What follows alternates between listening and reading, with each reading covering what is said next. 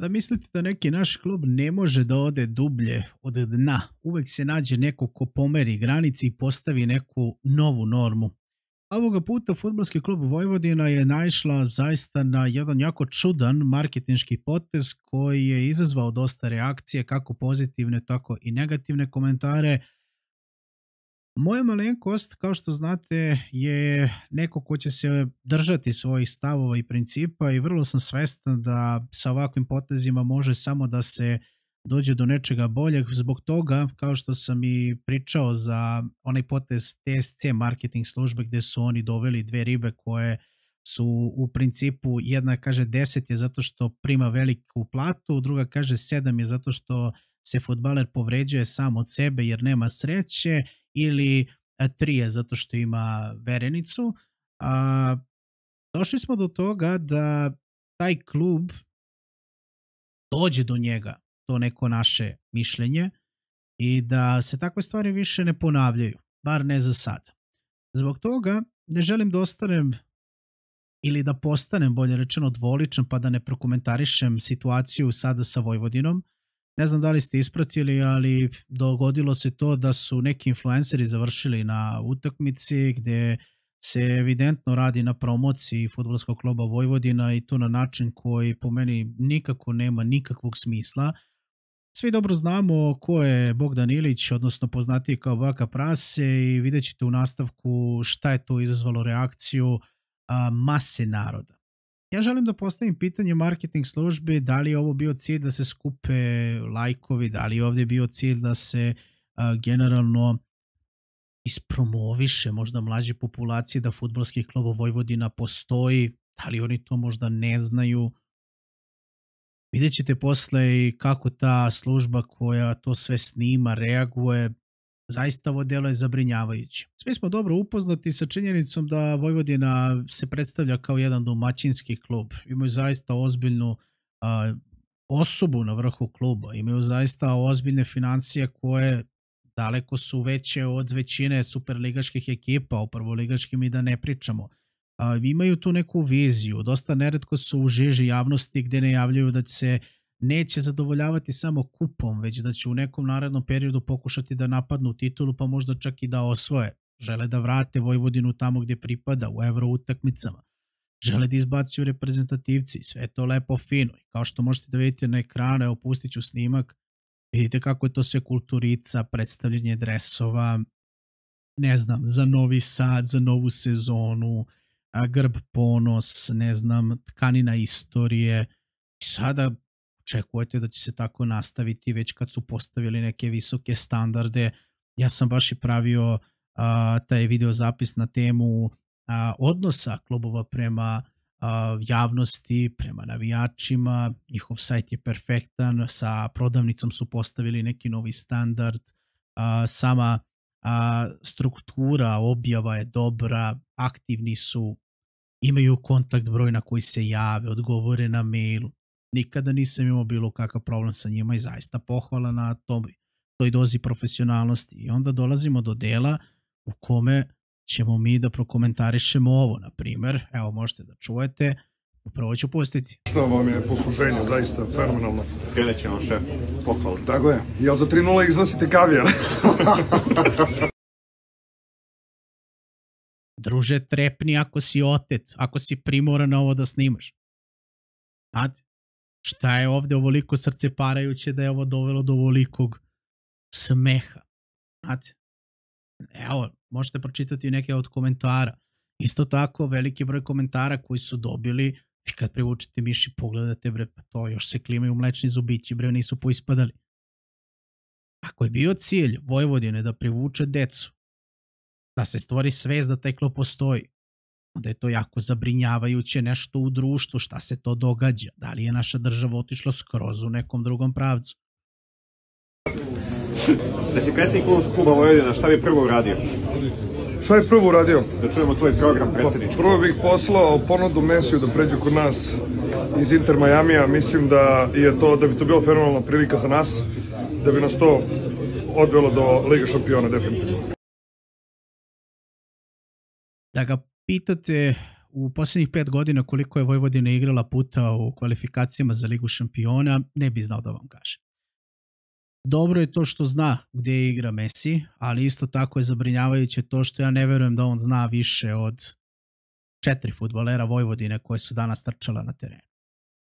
Znate, jedino ako je s nekim dobar pa mora da ga zna, inače da su prijatelji, poznanici ili tako nešto. Ovako, ajde ne mora na terenu, nek nabroji 4 igrača na klupi koja su 7.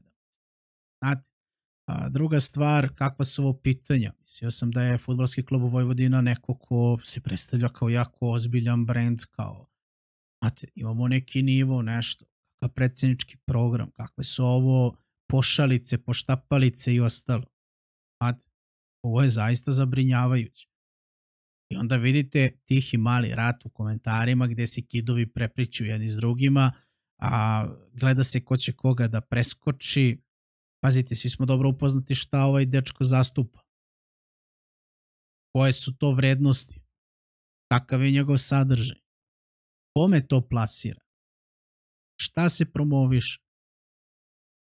Znate, kakva je to publika koja će doći? Da li je bio cilj samo da se uzmu lajkovi? Evo imaju 12.000 lajkova, bit će Bože zdravlja 50.000, 100.000, nebitno. I sada se došlo do toga i šta posle? Znači, neverovatno nešto šta se desilo sa fudbalskim klubom koji je zaista dosta pao u mojim očima, ali ko sam ja da to, mislim sad, tangira to nekoga, baš vas briga, da, hvala. Ajmo mi dalje. Ovo su izjave igrača, izjave trenera, rezultat. Evo, gledajte ovo.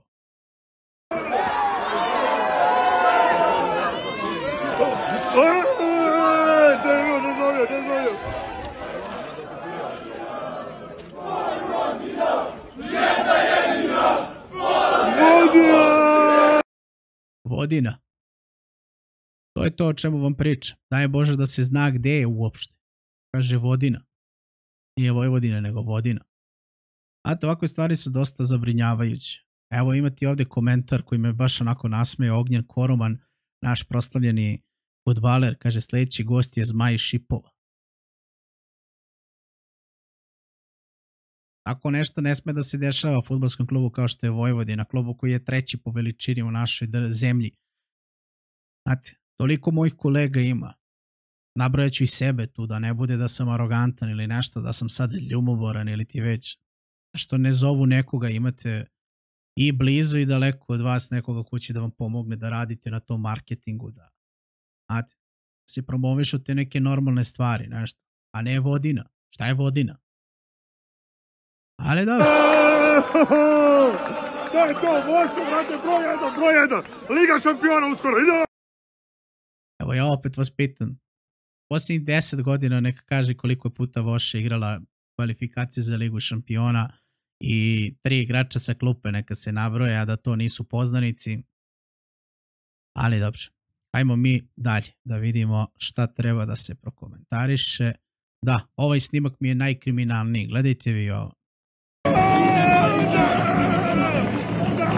Prvo vidimo lika koji kao da je izašao u klub, pa znaš, samo mu fali disko neki, nešto, terej, bata, daj Bože da zna da li je došao na Karađorđe, da li je došao, jedino što zna verovatno da je u Novom Sadu. Mislim, kažem, ima ih ovde sigurno jedno 3, 4, 5, 6, nekih je 7.